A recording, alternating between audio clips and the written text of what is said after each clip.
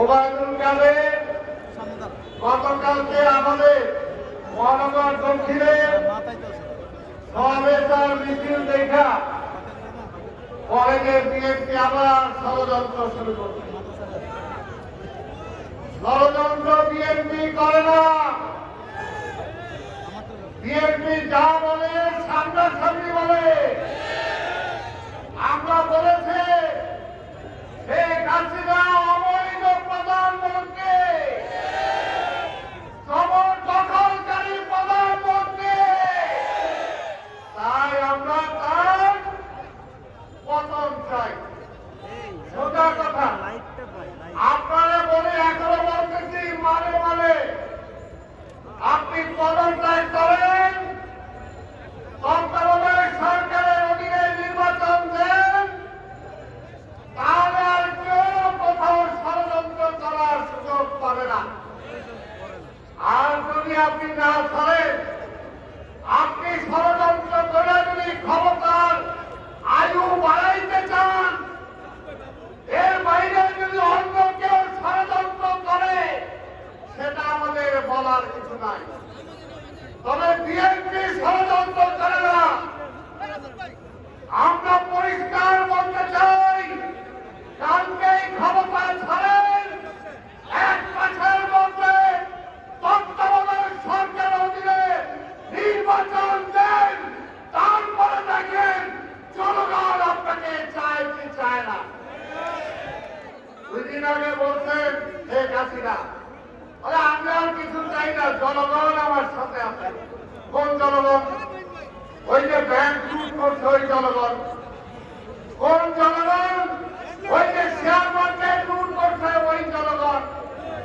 কোন জনগণ? আজকে যে বাজারে সিন্ডিকেট করে টাকা কামাইতেছে সেই জনগণ।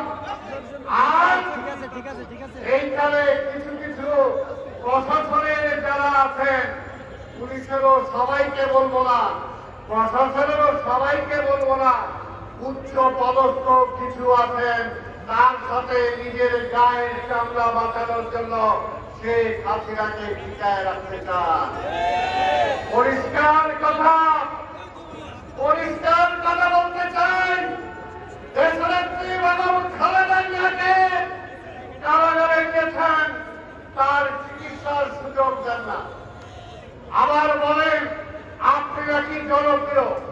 আজকের পুলিশের সামনে, এই সাংবাদিক ভাইদের সামনে পরিষ্কার বলে দিলাম, আপনারা শেখ হাসিনারে বলেন, যদি জোর করে ভোট ছাড়া জোর করে যদি জনমত যাচাই করেন, তাহলে একদিন আসেন, একদিন আসেন, শেখ হাসিনা কোথায় জনসভা করবে, আর আমরা বেগম খালেদা জিয়াও লাগবে না। আমাদের এই নেতা তারেক রহমান মোবাইলের মাধ্যমে বক্তৃতা করে বাংলাদেশে এখন আর এমন কোন বড় মাঠ নাই যে তারেক রহমান বক্তৃতা করবে আর ওই মাঠ খালি থাকবে। আসেন, চ্যালেঞ্জ দিলাম, যদি সাহস থাকে পুলিশ বাদ দিয়া, প্রশাসন বাদ দিয়া, এমনি আমাদের সমাজ ঠেকানোর জন্যই তো লঞ্চ বন্ধ করে দেন, ট্রেন বন্ধ করে দেন, কত কিছু করেও তো ঠেকানো যায় না।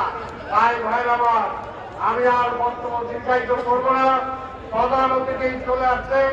আমি শুধু জননেতা জেলা বাবু চন্দ্র রায় উপস্থিত হয়েছেন, বিএনপির ভাইস চেয়ারম্যান সাবেক মন্ত্রী যারা বরকতুল্লাহ হুজুর, বিএনপির যুগ্ম মহাসচিব যারা মুয়াজ্জেম হোসেন আলাল, প্রচার সম্পাদক শহীদুদ্দিন চৌধুরী আলী, যুবদলের সাধারণ সম্পাদক মুন্না, ঢাকা মহানগর দক্ষিণ বিএনপির সদস্য সচিব রফিকুল আলম বন্ধু সহ ছাত্রদল, যুবদল, স্বেচ্ছাসেবক দলের, কৃষক দলের সভাপতি, সাধারণ সম্পাদক বৃন্দ,